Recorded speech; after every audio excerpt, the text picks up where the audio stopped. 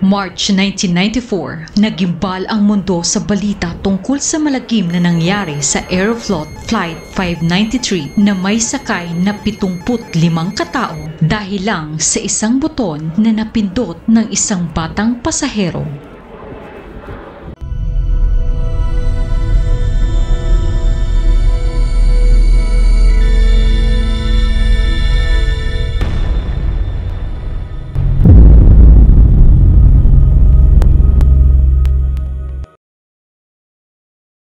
March 23, 1994, ang Aeroflot Flight 593 ay nakatakdang umalis mula sa Sheremetyevo International Airport sa Moscow, Russia, patungo sa Kai Tak Airport sa Hong Kong na may stopover sa Bangkok, Thailand. Ang gamit nilang eroplano ay ang Airbus A310-304. Isang modernong twin-engine jetliner na kilala sa kanyang kausayan at talagang maaasahan. May sakay itong 63 pasahero at 12 crew. Nakasalalay ang kaligtasan ng lahat sa mga kamay ni Captain Andrei Danilov, 40 taong gulang na mayroong humigit kumulang 10,000 flight experience at halos 1,000 dito ay sa pagpapalipad ng A310. Sa kanyang tabi naman ay si First Officer Igor Piskaryov, 33 taong gulang na halos may 6,000 flight experience. Ang relief captain naman ay si Yaroslav Kudrensky, 39 na taong gulang na may halos 9,000 oras na flight experience. Sa 63 pasahero, 40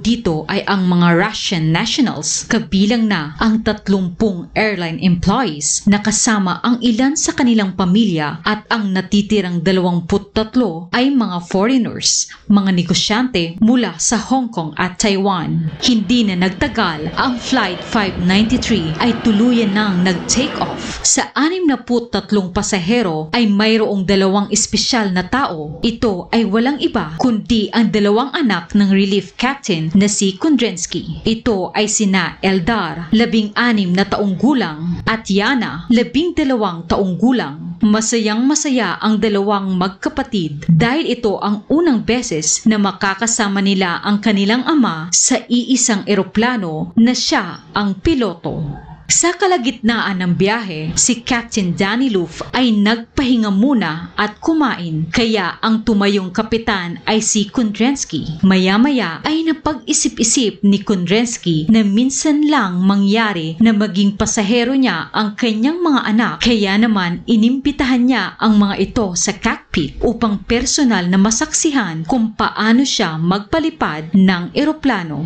Masayang nagtungo ang magkapatid sa cockpit at manghang-mangha ang mga ito sa napakaraming controls. Naka-on ang autopilot, kaya kahit na mahigpit na ipinagbabawal ng regulasyon ay pinahintulutan niyang umupo ang kanyang mga anak sa controls. 12:43 AM, unang sumubok ay ang babae. Habang hawak ni Yana ang control column ay palihim na binago ni Kudrensky ang heading control ng autopilot upang paniwalain ang kanyang anak na talagang siya ang nagpapalipad ng eroplano. Pagkaraan ng ilang minuto, si Eldar naman ang sumubok. Hindi katulad ng kanyang nakababatang kapatid, mas madiin at may puwersa ang pagkakahawak ni Eldar sa control column na naging dahilan upang ma-disengage ang controls ng autopilot sa aircraft ailerons nito. Dahil dito, nagkaroon ng bahagyang control si Eldar sa eroplano sa loob ng mga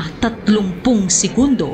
Ang eroplano ay kumabig pakanan. Umilaw ang silent indicator bilang babala na nagkaroon ng bahagyang disengagement sa autopilot. Ngunit dahil mas sanay sila Kudrensky sa mga Soviet planes na tumutunog ang mga warning signals, ay hindi nila napansin ang problema. Napansin ni Eldar na kumabig pakanan ang kanilang eroplano matapos makita sa flight path indicator na nagbago ang direksyon nito. Napansin ng mga piloto sa screen ang 180-degree turn na labis nilang ipinagtakip nagtataka, tumagilid ang eroplano ng 45 degree at halos umabot pa sa 90 degree. Di hamak na mas matarik sa limitasyon nito dahil ang Air 310 ay hindi kayang lumiko ng ganoong katarik habang pinapanatili ang taas nito. Maya-maya pa ay nagsimula ng bumulusok ang eroplano pababa na mas lalong nagpahirap kila Kudrensky na maibalik ang control ng eroplano.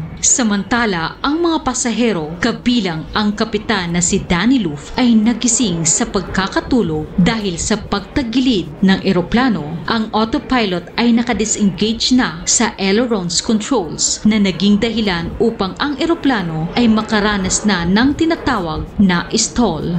Ang autopilot display screen ay naging blanko na upang manumbalik sa normal ang paglipad ng eroplano. Isang automatic system na ibinaba ang nguso ng eroplano upang mag-nosedive ito nang sa ganon ay mabawasan ang gravitational forces. Hindi nga nagtagal ay unti-unti na nilang nababawi ang control sa eroplano, ngunit ang first officer na si Piskaryov ay napasobra sa pagbawi at labis itong napatingala na naging dahilan upang bumalik sa pagkaka-stall. Maya-maya pa ay nagsimula ng umikot ang eroplano. Ang mga pasahero ay nag-iyakan na sa takot. Pilit pa ring sinusubukan ni Kudrensky at First Officer Piskaryov na maibalik sa ayos ang lipad ng eroplano. Bahagyang naiayos nila ang posisyon ng eroplano, ngunit sa pagkakataong ito, si Kudrensky naman ang napasobra sa pagbawi kaya muling nagpaikot-ikot ang eroplano. Naging sobrang hirap na sa dalawang piloto na maibalik ang control ng eroplano. Hindi nawala ng pag-asa ang dalawa hanggang sa unti-unti na nilang naiayos ang lipad ng eroplano, ngunit tila huli na ang lahat dahil sobrang baba na ng kanilang altitude. Sobrang bilis ng pangyayari at sa isang kisap mata lang, ang kanilang eroplano ay bumangga sa bundok.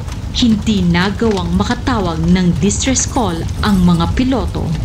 Pagputok ng liwanag, ang mga helicopter ay matyagang sinuyod ang mga kabundukan hanggang sa matagpuan nila ang eroplano sa Kuznetsky Alatau Mountain Range. Sa kasamaang palad, ang 75 sakay ng Flight 593 ay hindi nakaligtas. Noong una ay mariing itinanggi ng Aeroflot na mayroong mga bata sa cockpit ng Flight 593, ngunit nang matagpuan ng mga sumunod na araw ang flight data recorder ay doon na nakumpirma na nagtungo ang dalawang bata sa cockpit ng eroplano at nakadagdag pa dito ang hindi pagiging pamilyar ng mga piloto sa eroplanong gawa ng ibang bansa. Ang masamang nangyari sa Flight 593 ay isang napakalungkot na paalala na ang mga safety protocols ay dapat sinusunod sa lahat ng pagkakataon.